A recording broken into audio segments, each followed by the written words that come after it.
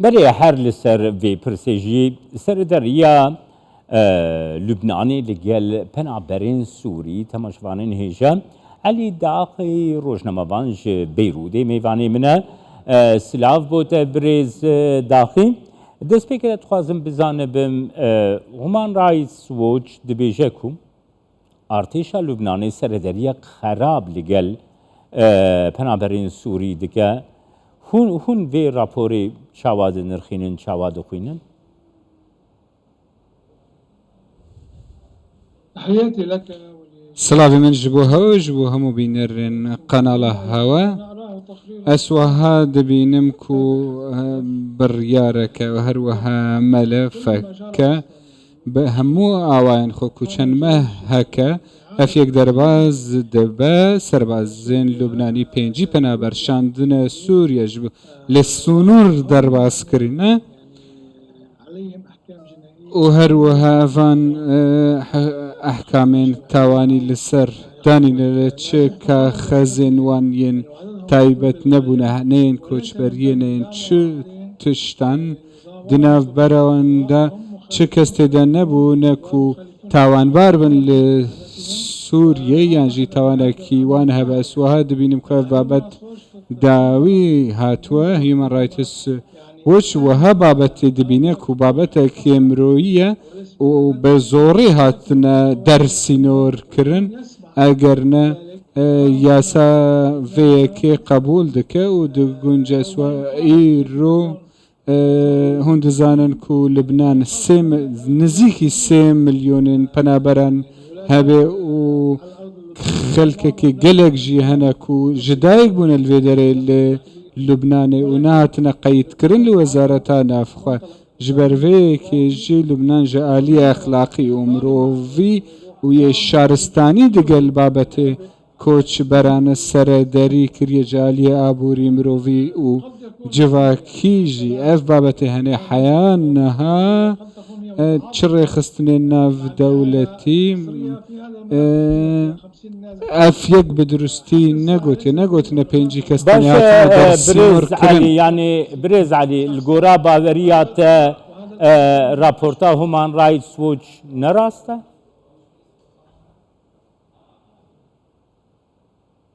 لا المعاملة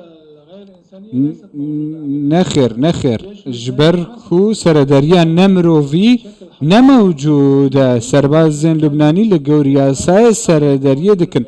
جدروي ياسا لبناني او سردرينا كان ياسا جرد دكو بفي او سردر لقل پنابران ورا كرن وهروها ياسا جي ريكر داگر كسا كي تاوان كر لدر حقي لبناني دوي بينن درسي نركج بو ولاتي وانا ولبناني او نشاندن جبو نظاماوي ولاتي تاني شاندن جبو ولاتي وان جبو سنوري لوا از دبينم كو مبالغه كي مزن تدا هيا درافور تدا بابت انساني هيا مروفي هيا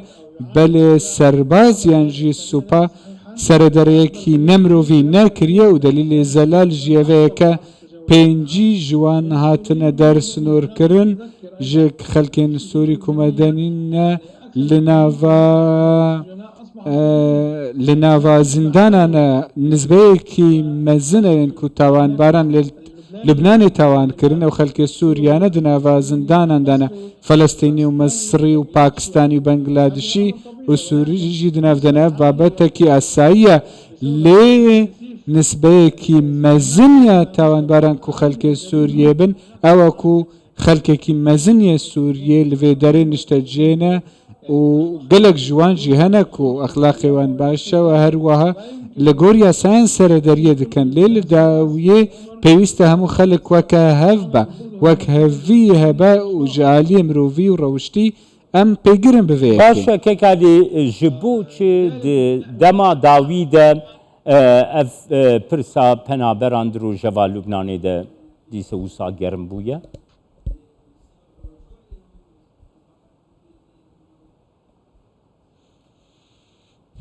نعم يعني منذ زيارة وزير بله پشتی سردان وزیر کۆچ چەند ڕۆژان کۆچ و سووریا لە سووریا و لە لوبنانێ بە هەڤرە پەیوەندیەک دانا باوایەکی فەرمیدنە بەرە هەردوو حکوومەتە و ئەم چاوەڕێی گاڤێن داهاتی دکەین لوبنان پێویستە بەروارێکی فەرمیژ سووریە وەرگرەش بۆکو وەفدێکی فەرمی لەگەڵ 8 وەزیران و سەربازی تێن و هەروەها سەرەدەریە دەگەلوی وڵاتی دکەن لە گۆر زانیاریان عالیە سووریەژی هەفکارن و وەزیرێ نافخوا و هەروەها ئیدارەیە مەحەلی ژالی لوبنانی ڕێگوتنەک و سووریا ئامادەنە 100,000 پەنابەران وەرگرن و مەهانەژی پەنابەران وەرگرن لێف پێویستی باوای تەکنیکی و لۆژستیە و هورکاریان مەزن تێدا هەنە چاوە خەڵک بێ ڤەگەڕاندنش بۆ سووریا ومە لەگەل وەزیرێ کۆچبەران ئاخفت لەگەل لە لوبنانێ ژمەرە گۆتک و لوبنان یاک و پێشکەش دکە ئەم ناخوازن وێ خەلکی بشینن و سیاسیە یانجی ئۆپۆسیۆنە دەگەل نظامە یانجی کێشەیەکی یاسایی هەیە ئەڤێن و کێشەیەن یاسایی و سیاسی هەنە نایەنشاندنش بۆ سووریا ئەڤەوە گاڤایەکێ نەها بڕیار وهایە بڕیارەکی یاسایی و هەروەها ئاسایی و مرۆڤیە و هەولێکی جدی هەیە ژالی حکوومەتێ کوبڤی ئەوای سەرەدەریە بکە گەلۆ ڤەگەڕاندنە پەنابەرên سووری گەلۆ خۆستەکە خەڵکی لوبنانەیە زێدەتر ئانیا حکوومەتا لوبنانەیە vê derbarê de ger tu rewşê ji me re zelal bike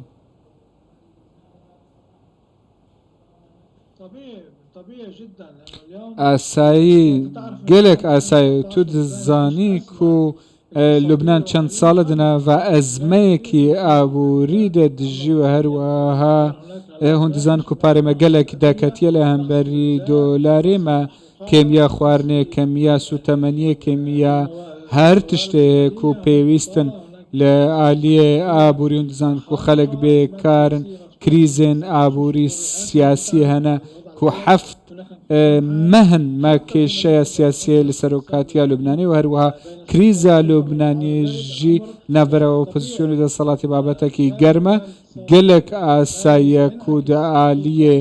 ئابووری کریزە ئابووری کارڤەداناوێ هەبێ لە سەر پەنابەرانژی هون دزانن و ئەلەکتریک نییە ئاڤاڤا خواردنێ کێمە هەروەها سوتەمەنی کێمن ئەفهەمی و هەروەها بابەتێن تەندروستی لە لوبنانێ نامەوجودن یانجی کێمن لەوڕە ڤەگەڕاندنە سووریانج بۆ وڵاتیان وان gelekî ئاساییە و wê karvedanek û karîgeriyekî baş sûdawê boj bo xelkê Lubnan û wan penaberên ku dimînin ji xeynî wana lewa babetên sûtemeniyê ava paqij bo ve xwarinê em bi vê yekê dinalin yanî kêşeyekî mezinî Lubnan legel van heye û ve gihandina kemiyekî dolar ji bo penaberan gelekî mezin e ez bi zelalî bi serahet ji te re dibêjim ku rewşa Lubnanî rewşekî gelekî xirab e ji aliyê mirovî û civakî û pêwîst çareseriyên aborî têde bêkirin ji bo ku ev rewş çareser bibe.